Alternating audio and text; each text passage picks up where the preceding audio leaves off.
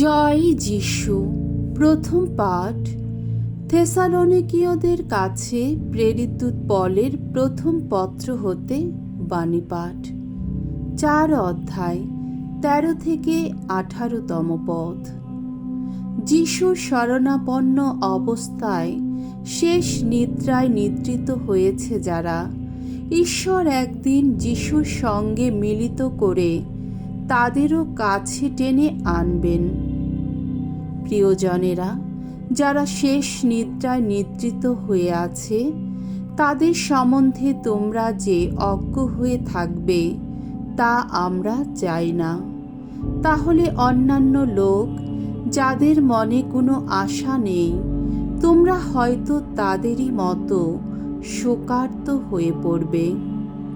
আমরা তো বিশ্বাস করি যে যীশু মারা গিয়েছিলেন এবং আবার বেঁচেও উঠেছেন, আর তেমনিভাবে যীশুর শরণাপন্ন অবস্থায় শেষ নিদ্রায় নিদ্রিত হয়েছে যারা, ঈশ্বর একদিন যীশুর সঙ্গে মিলিত করে তাদেরও কাছে টেনে আনবেন।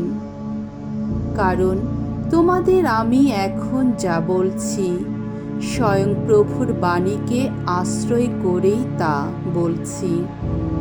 আমরা যারা তখন বেঁচে থাকব, প্রভুর সেই মহা আগমনের সময়টি পর্যন্ত যারা এই পৃথিবীতে থেকে যাব, তারা কিন্তু সেই সব মৃত মানুষের আগে গিয়ে পৌঁছতে পারব না।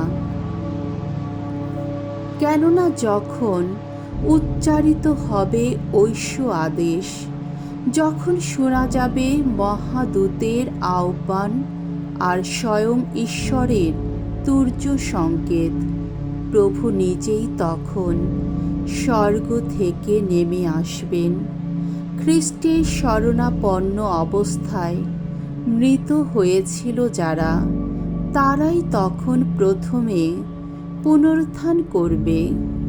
তারপর আমরা যারা তখনও বেঁচে আছি, এই পৃথিবীতে তখনও রয়ে গেছি, আমাদেরও তাদেরই সঙ্গে মেঘ বাহনে তুলে নিয়ে যাওয়া হবে, যাতে আকাশের বুকে খ্রিস্টের সঙ্গে আমাদের মিলন ঘটে।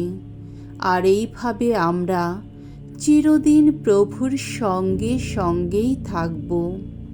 তাই বলছি, এই সব কথা মনে করিয়েই তোমরা একে অন্যের অন্তরে আশ্বাস জাগিয়ে তুলো। প্রভুর বাণী। ঈশ্বরকে ধন্যবাদ। সাম সঙ্গীত 96 অধ্যায় 1 পদ, 3 থেকে 5 পদ, 11 থেকে 13তম পদ। ধুয়ো।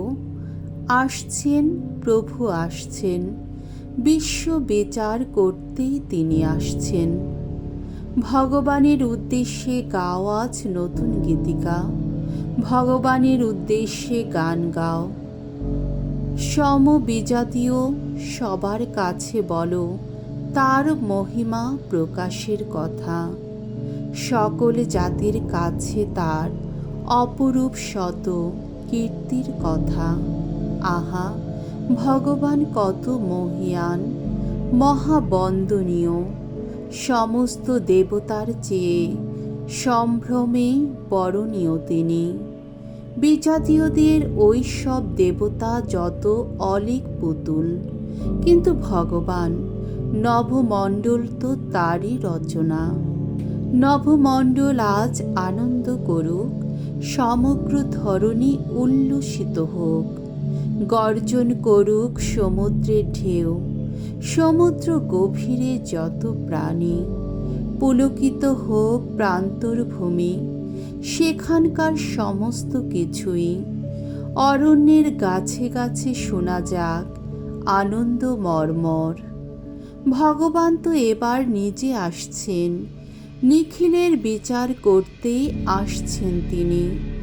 ধর্মের নীতিতে বিচার করবেন তিনি সমগ্র পৃথিবী। সকল জাতিকে তিনি বিচার করবেন, তার সত্য নিষ্ঠারী নীতিতে। বাণী বন্দনা। জয় জয় প্রভুর জয়। প্রভুর আত্মা আমার ওপর অধিষ্ঠিত। প্রভু আমাকে প্রেরণ করেছেন দীন দরিদ্রের কাছে মঙ্গল সমাচার প্রচার করতে। জয় জয় প্রভুর জয়। মঙ্গল সমাচার। লূক রচিত মঙ্গল সমাচার 4 অধ্যায় 16 থেকে 30তম পদ। পরম পিতা যিশুকে প্রেরণ করেছেন পরিত্রাণের মঙ্গল বার্তা প্রচার করতে, কিন্তু কোনো প্রবক্তাই নিজের দেশে কখনো স্বীকৃতি পান না। যিশু এবার নাজারেতে এলেন। এখানে তিনি মানুষ হয়েছিলেন। তার অভ্যাস মতো তিনি বিশ্রাম বারে সমাজ গৃহে গেলেন। সেখানে তিনি শাস্ত্র পাঠ করবার জন্যে উঠে দাঁড়ালেন। তার হাতে দেওয়া হলো প্রবক্তা এসায়ার বাণী গ্রন্থ।